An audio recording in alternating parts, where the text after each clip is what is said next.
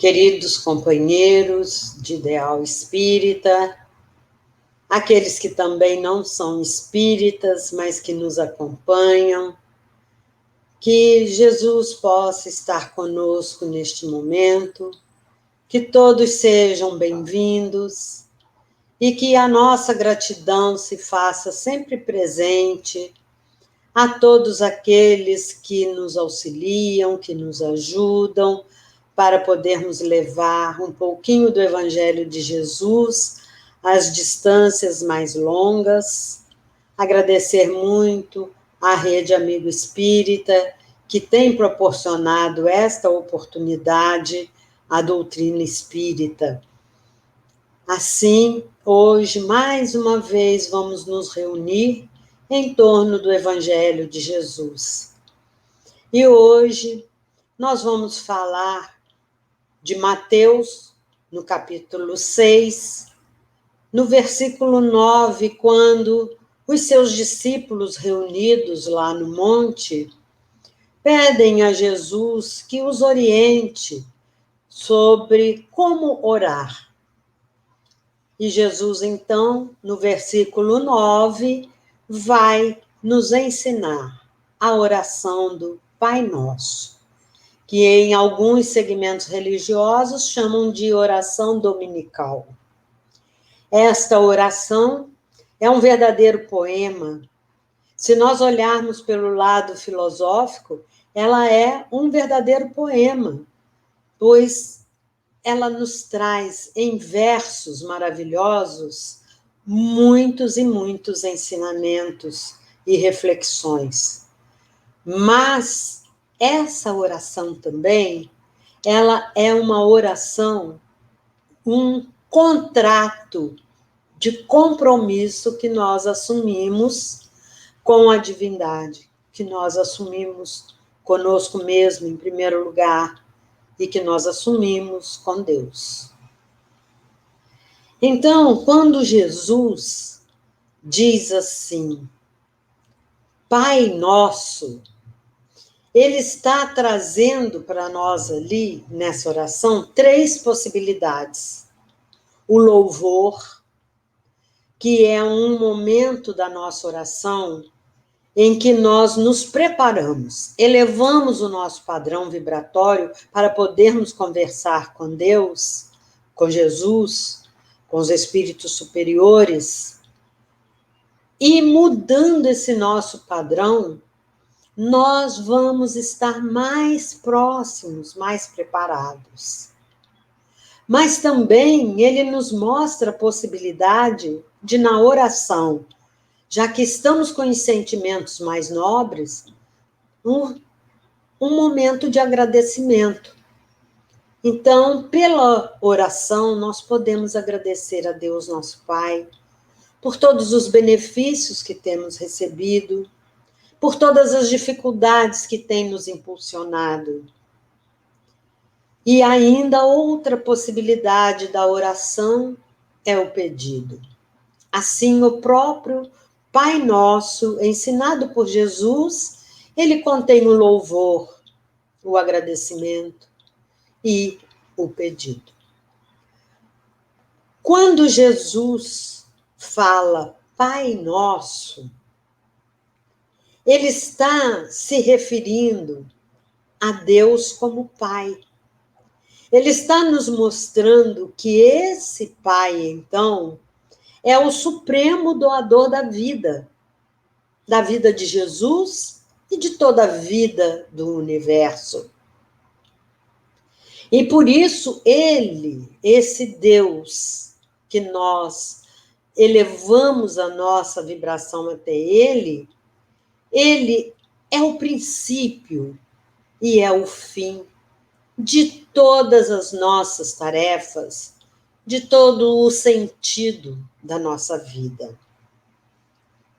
Então, ele nos convida, quando ele fala Pai Nosso, ele nos convida a todos que são filhos de Deus, independente de religião, de raça, de país onde vive.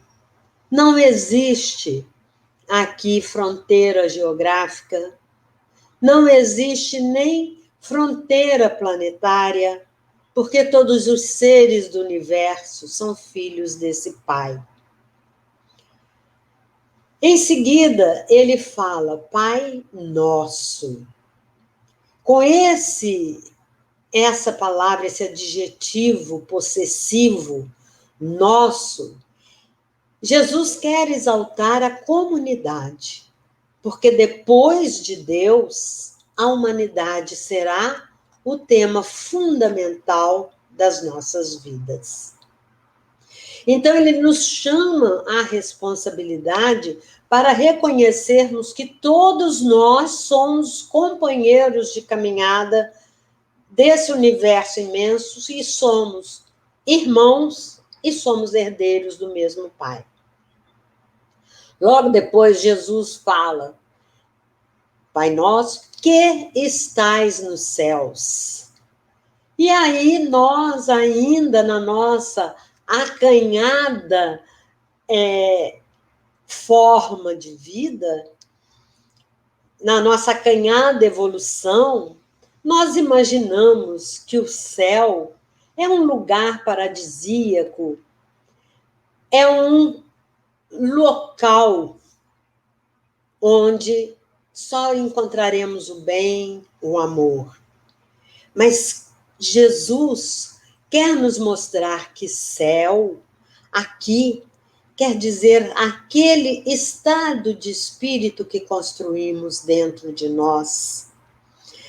Ele quer nos mostrar que esse céu, Pai nosso que estais no céu, esse céu é o nosso padrão vibratório, que vai nos elevar dessa simples condição de espírito encarnado à reflexão de que somos espíritos, essência, vai nos levar ao nosso eu maior. Então, esse céu pode ser construído por nós, o mesmo céu onde está Deus, porque Ele está no nosso coração, Ele está em nós. Então, esse céu está em nós também. E quando nós nos elevamos para poder sentirmos no céu, até o nosso próprio organismo, ele sente transformações.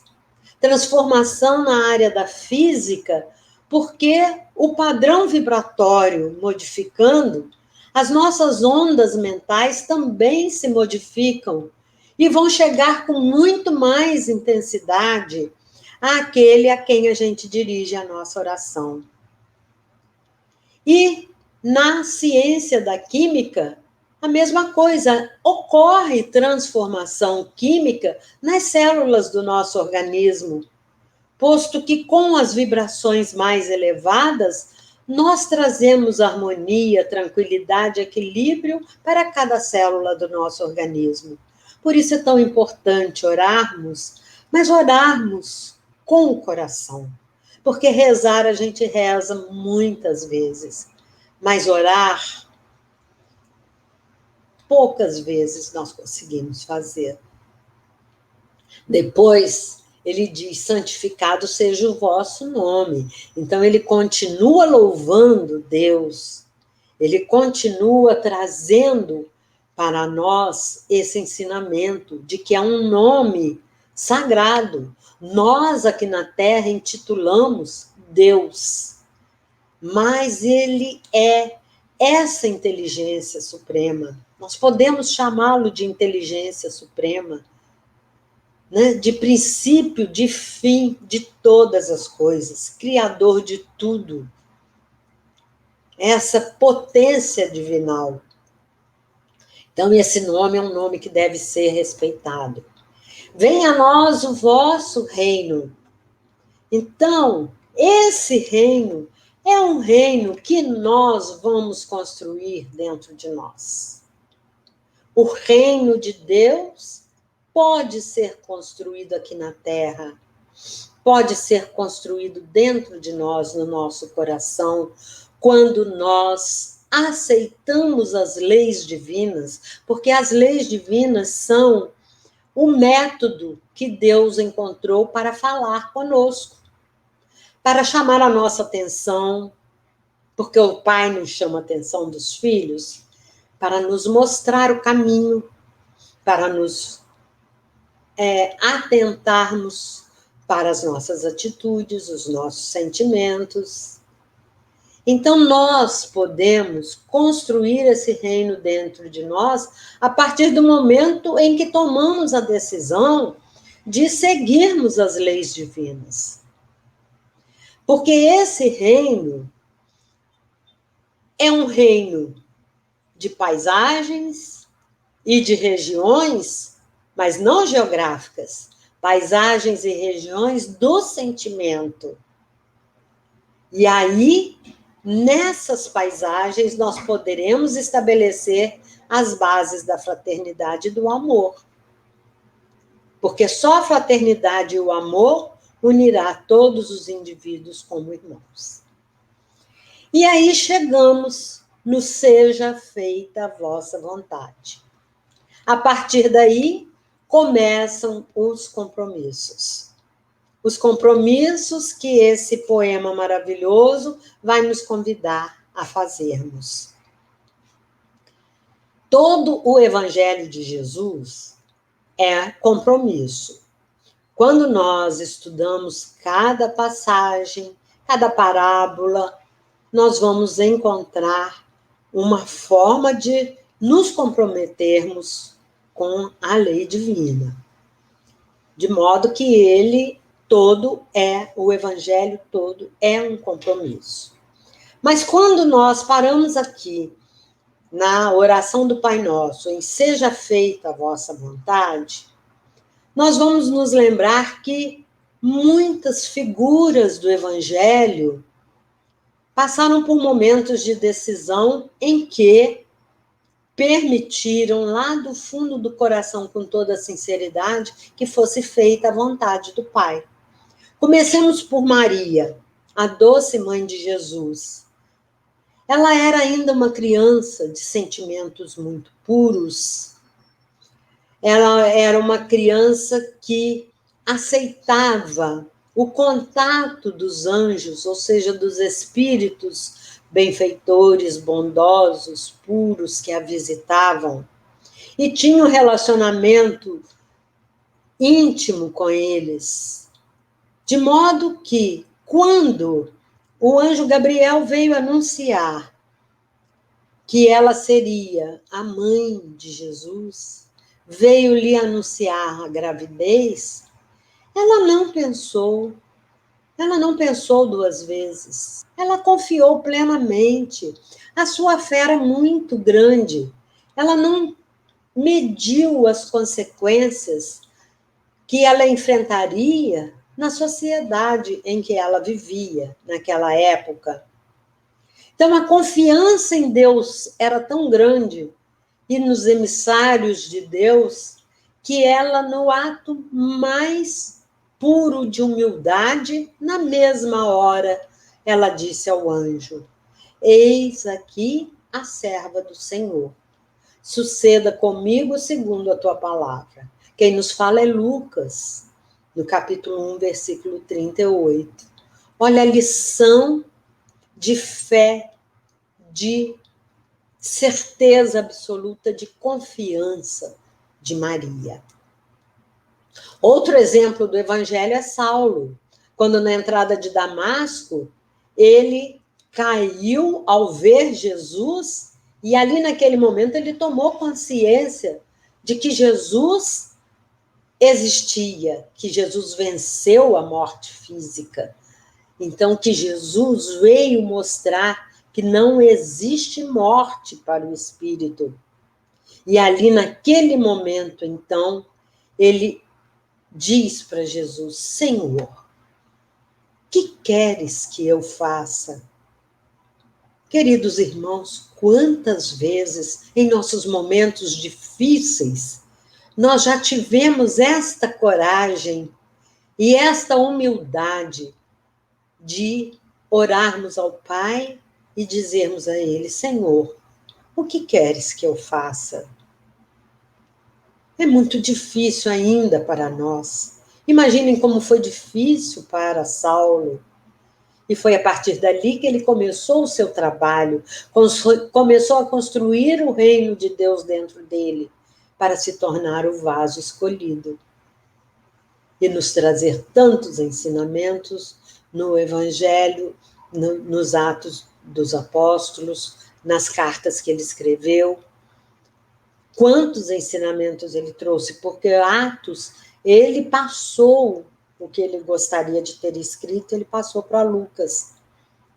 Então, é um ensinamento muito grande. E assim, outras figuras, que se formos examinar todo o Evangelho, nós vamos ver um Zaqueu, que nós já estudamos outro dia, o próprio Pedro, né, como se transformou, como ele aceitou que fosse feita a vontade do Pai. Marta e Maria. Maria aceitou logo a vontade do Pai e foi ouvir Jesus. O cego Bartimeu, o centurião, todas as figuras do Evangelho vêm nos mostrar isso. Mas, afinal, o que é vontade? Então, vontade seria a capacidade que nós temos de desejar, de praticar ou até de rejeitar uma atitude ou um fato. Isso é a vontade. É esse impulso que nós temos, gerado pelo sentimento, de aceitação, de construção ou até de rejeição. Isso seria a vontade. E como é essa vontade de Deus? A vontade de Deus é uma vontade dinâmica e coparticipativa. Dinâmica, porque ela não quer que nós sejamos como vaquinhas de presépio em estátuas. Essa vontade de Deus quer que nós reflitamos sobre cada acontecimento da nossa vida. E é coparticipativa por isso. Porque Ele nos abraça, nos mostra pelas suas leis os caminhos e nos mostra por que a sua vontade é sábia. E nós mesmos, com a nossa reflexão, através da nossa própria consciência, é que vamos aceitar a vontade do Pai. Então, Deus nos fala através das suas leis.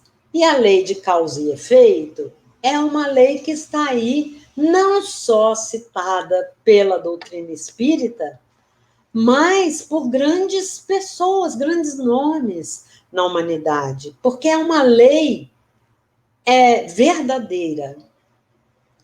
E é o que Deus faz conosco quando nós lhe pedimos que seja feita a sua vontade. Ele nos mostra o caminho para descobrirmos qual a causa da nossa dor.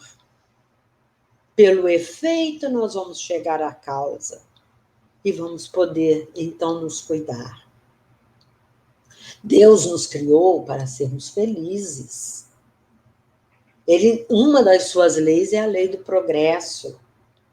E a lei do progresso, então, ela quer que a gente avance. É para isso que Deus nos deu a lei do progresso. E nós não podemos nunca esquecer que nós fomos criados por Deus, mas fomos criados pelo seu amor e para o amor. Foi para isso que ele nos criou. Então, sendo assim, quando nós dizemos seja feita a vossa vontade, nós estamos assumindo o compromisso de abrir mão da nossa vontade para que seja feita a vontade do Pai. Mas o que nos leva a abrir mão da nossa vontade em nome dessa outra vontade que é a do Pai? O que nos leva é somente a certeza de que essa vontade do Pai é a mais sábia, a mais ponderada, a mais adequada, e é a vontade de amor do Pai por nós. Então, para isso, é preciso que nós tenhamos muita humildade para aceitarmos que essa vontade sábia e misericordiosa de Deus se faça em nós. Porque, como diz lá no Evangelho segundo o Espiritismo, no capítulo 7, sem a humildade, apenas vos adornais de virtudes que não possuís, como se trouxesseis um vestuário para ocultar as deformidades do vosso corpo. Mas Jesus, Deus, ele não quer, ele não vê a nossa vestimenta, as máscaras que usamos. Ele vê o nosso íntimo, ele vê a essência que somos nós, o espírito imortal.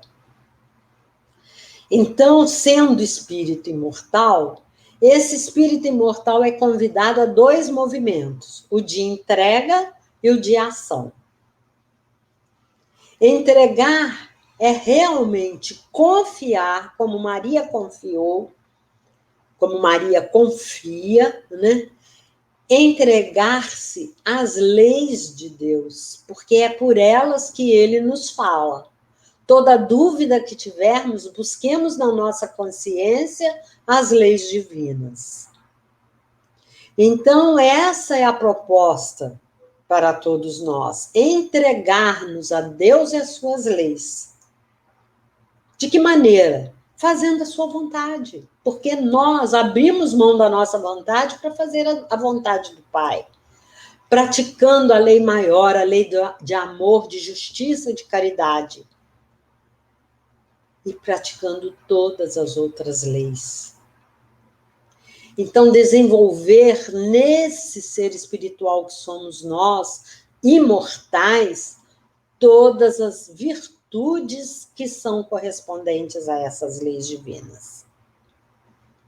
E aí nós fomos buscar na Revista Espírita, de 1864, um discurso em que Allan Kardec faz em Bruxelas, porque ele viajava pela Europa para tomar ciência presentemente de como andava o movimento espírita.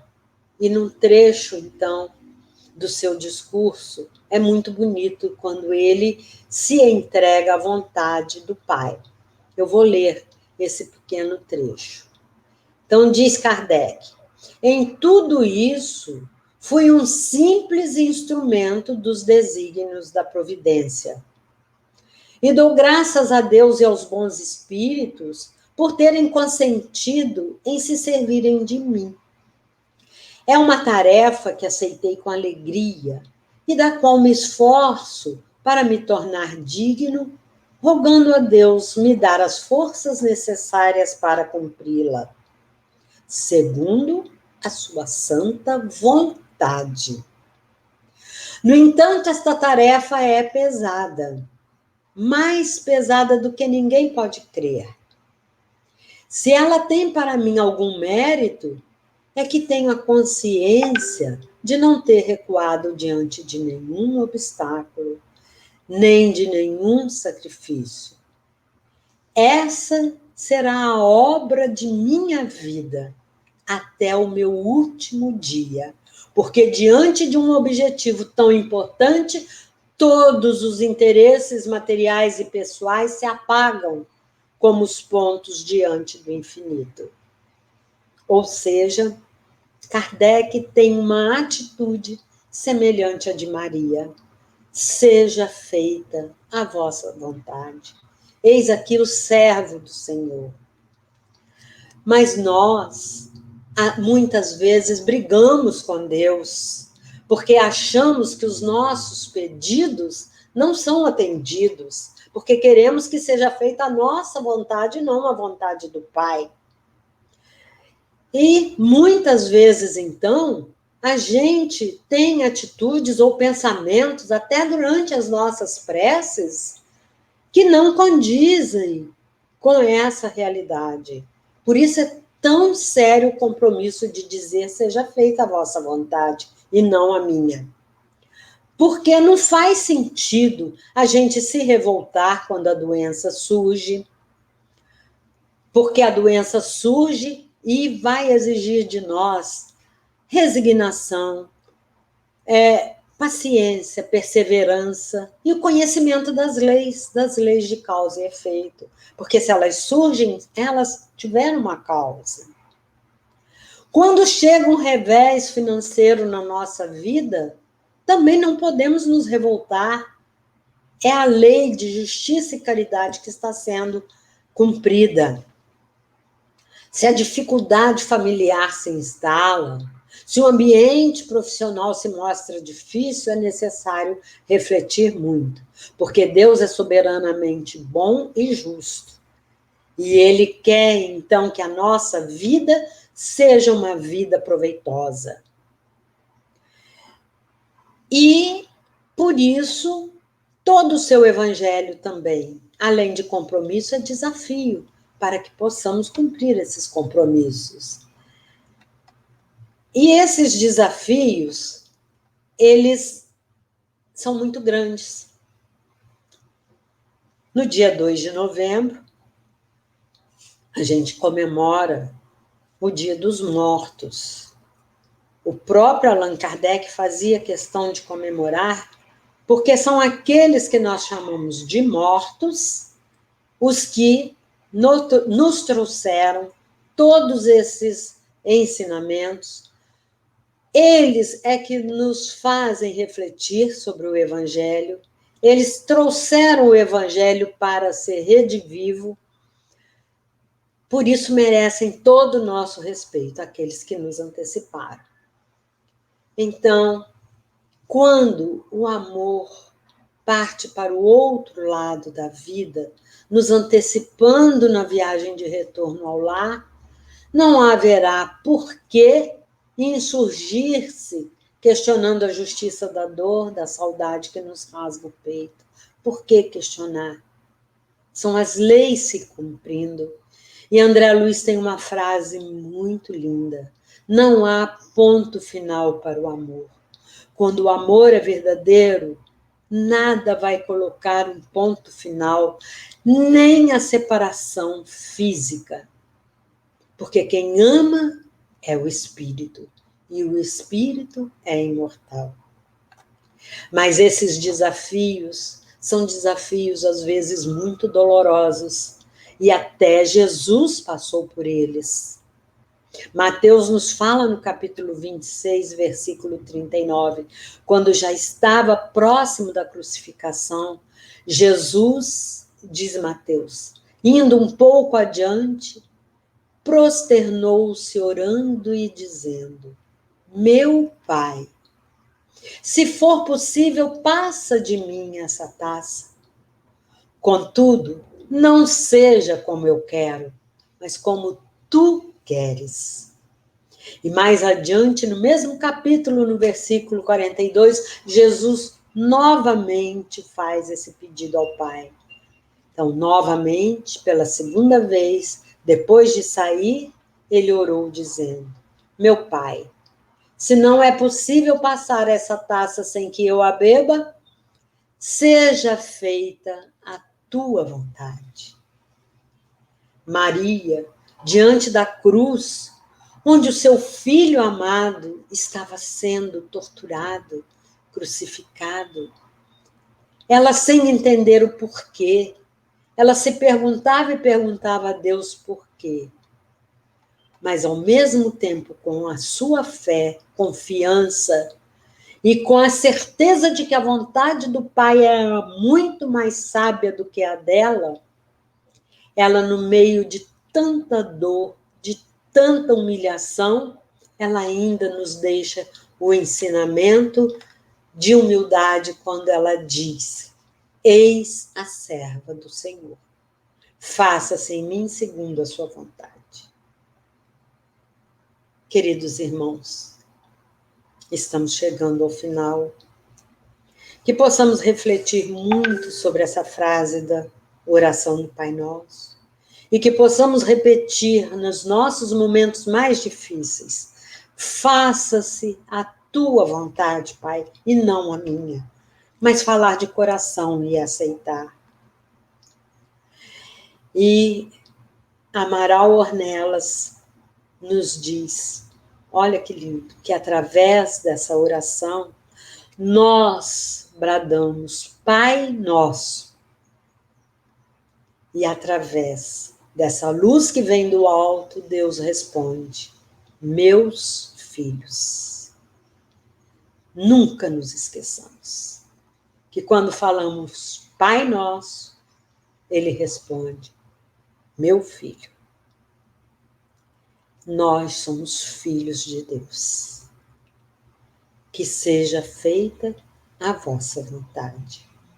O restante da oração nós deixamos para um próximo estudo. Que assim seja. Muita paz a todos. Graças a Deus.